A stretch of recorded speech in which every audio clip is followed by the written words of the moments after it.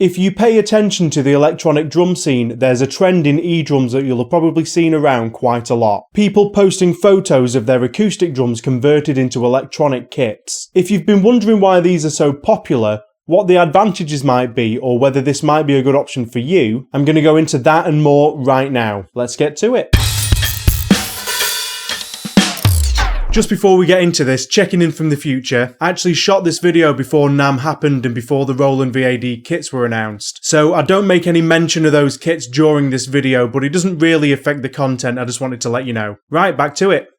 Hey, welcome back to the eDrum Workshop. I'm Luke and I hope you're having a great day. If you enjoy electronic or hybrid drums, consider subscribing so you don't miss any future discussions, tips, news or reviews. Acoustic to electronic conversions, or A2E conversions, are really gaining in popularity at the moment. I'm in a fair few eDrum Facebook groups. I've been members of the forums for years. I see them around all the time and they're not a new thing by any stretch. As soon as mesh heads became standard, they took off. And now with the availability of new trigger solutions, they're more popular than ever. But why do people love them so much? And are there any practical applications for them outside of the cosmetics? Well, there's a fair few reasons, and one aspect in particular I feel is overlooked a lot, and I'll be going into that later on. First off, I don't think I'm going to blow anybody's minds by revealing that for a lot of people, this is purely a cosmetic thing. One of the main reasons I see a lot of people give for their acoustic to electronic conversions is that they want their eDrums to look like a real drum kit. And that's it. Case closed. See you next week.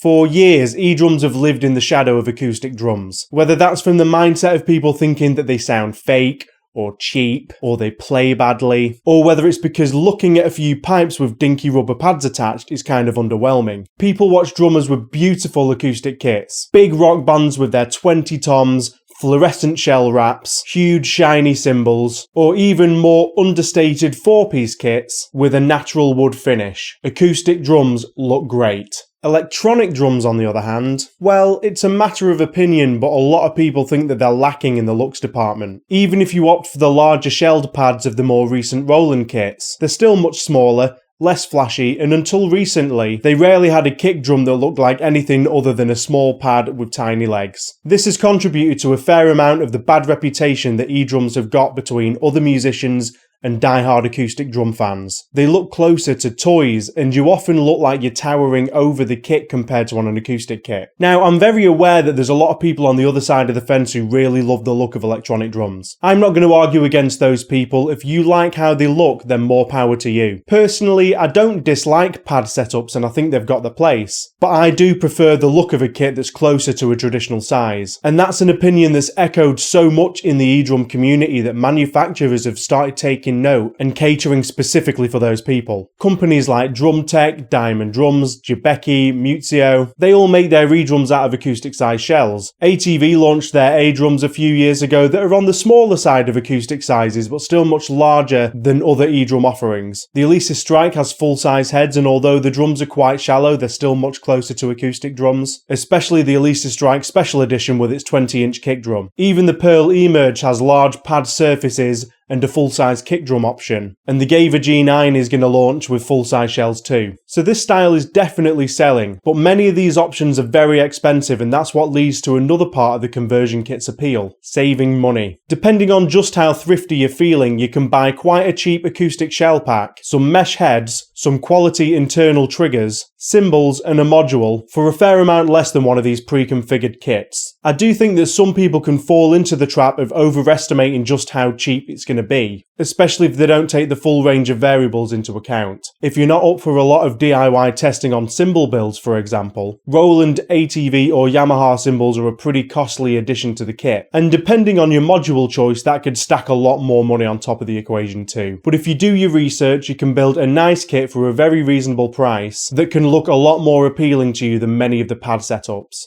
A bonus of all this is that if you're playing live with a converted eDrum kit, a lot of the time other people will be completely unaware that your kit is even electronic, and this saves you the hassle of dealing with the people that seem to have a complex about electronic drums. Now, do I think you should care about their opinions? No. If you like what you have, be happy with it and get on with what you're doing. But it can be a factor for some people. Stage presence is one of the reasons that I see bandied about a lot for A2E conversions, and this all ties back into these aesthetic points. What constitutes as stage presence is going to come down to a few different schools of thought. You could easily argue that the performer is the one that should be bringing the stage presence, not the drum kit, and I find it difficult to argue against that, to be honest. And I'd argue that overly large drum kits can look silly in the wrong context, and it could completely overshadow what your band is trying to achieve. You don't need to see an indie folk band with a double bass kit and 38 cymbals. Fully electronic acts can pull off that pad kit look in a very aesthetically pleasing way that fits in with the theme of their stage show. So there is a nuance to the stage presence argument that doesn't begin and end with acoustic drums good,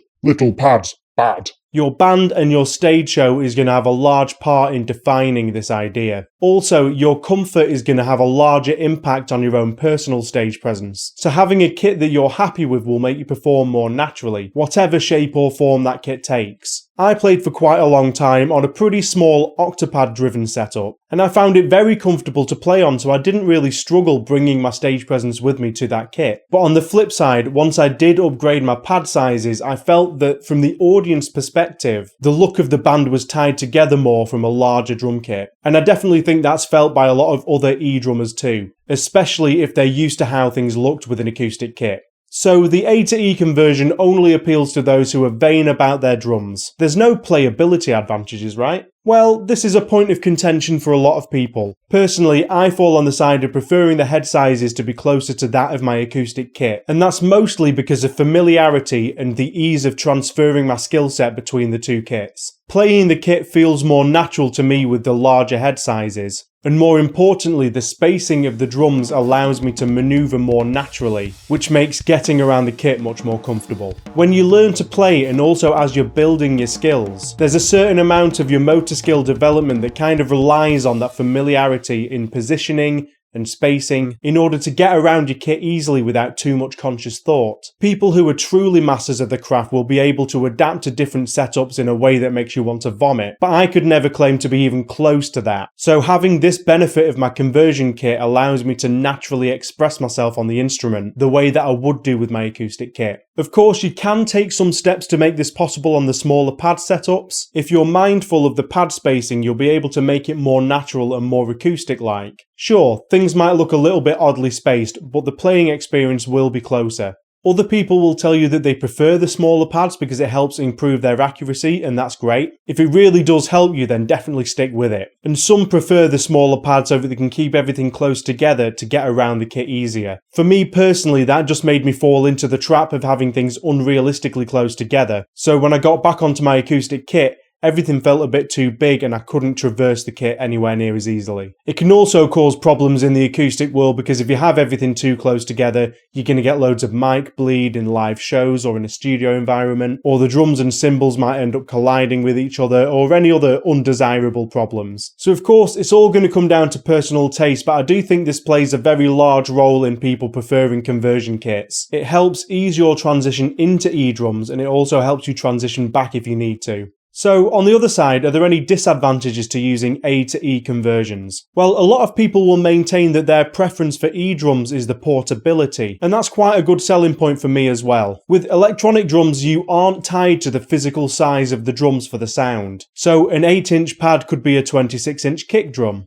or a 12-inch cymbal pad could be a ride, could be a china, could be a cowbell. If you're not tied to the physical properties of the object for the sound, why not take advantage of this and keep your setup small? This is definitely one of the main arguments for not bothering with acoustic conversions. Why throw away an inherent asset of an instrument purely for the cosmetics of what you think a drum kit should look like? It's hard to answer that for anybody else, so I won't try. Let me know in the comments what you think. For me personally, I feel like I've managed to strike a balance between the surface sizes for the playability and the drum sizes for portability. The bulk of my eDrums are pretty shallow compared to my acoustic kit. The kick drum is 16x7, the rack tom is 12 by 5. The floor tom is an Alesis pad that I think is 14 by 4. And even that little aux pad that I sometimes use is like 10 by 2. Those sizes are all big enough for me to enjoy playing on and for the stage aesthetics, but it all still packs down into a pretty small footprint, especially compared to my acoustic kit. I'm never going to end up with small amounts to take to shows, but lugging my acoustic kit around is way more painful. So this will all be entirely circumstantial, and it comes down to what you're going to value the most. There's also those older electronic drum kits that were built more on functionality, and some of them can look pretty zany. This old Tama kit or a vintage Simmons kit have an aesthetic appeal all of their own. I think people might have hated them back in the day, but they've definitely got a retro charm now. And I think that this idea of eDrums having their own distinct identity away from acoustic drums has been kind of lost over the years. Some people might regard some of the newer pad kits in the same light too.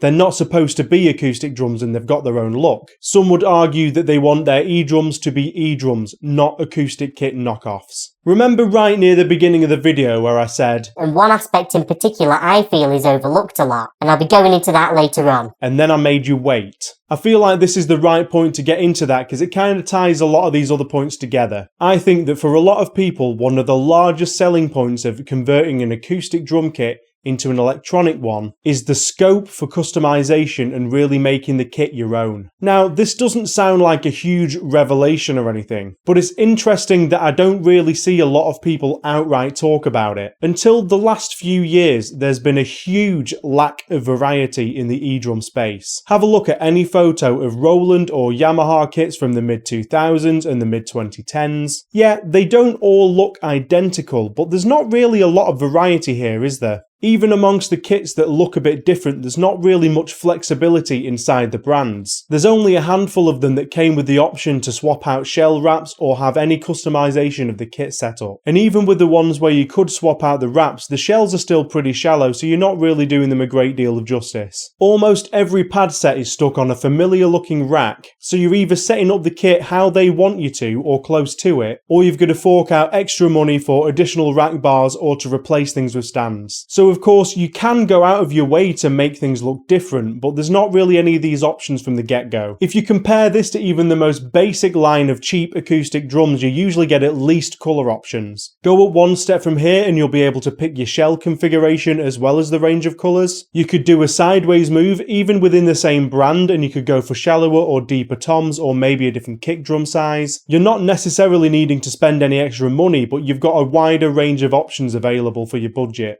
There's so much choice in the acoustic drum world. Shell wraps, lug types, hardware style. Yeah, a lot of this is tied into different price brackets, but the options are still there, and many of these trickle down to the lower price points quite quickly. If you compare this to the difference between a $1,000 and a $2,000 Roland kit, at a distance you would struggle to tell those two kits apart. Until the most recent eDrum offerings, if you really wanted to customize the look of your electronic drums, you were going to convert an acoustic kit. And even with these new kits from companies like A2E and Gaver, there's usually only one colour option within that range. Drumtech, Jabeki, Muzio, Diamond Drums, these are all offering people the customization that they crave, and I think that's why they're also really popular alongside the DIY conversions. How affordable and available these options are can range a lot, which is why I think the A2E conversions are going to stick around for a long time. Until the ranges increase and the price of eDrums come down far enough that it no longer makes sense to convert your own drums, acoustic to electronic conversions are going to stay popular. I hope and I think that we will eventually get to that point, but I think we're still a while off yet.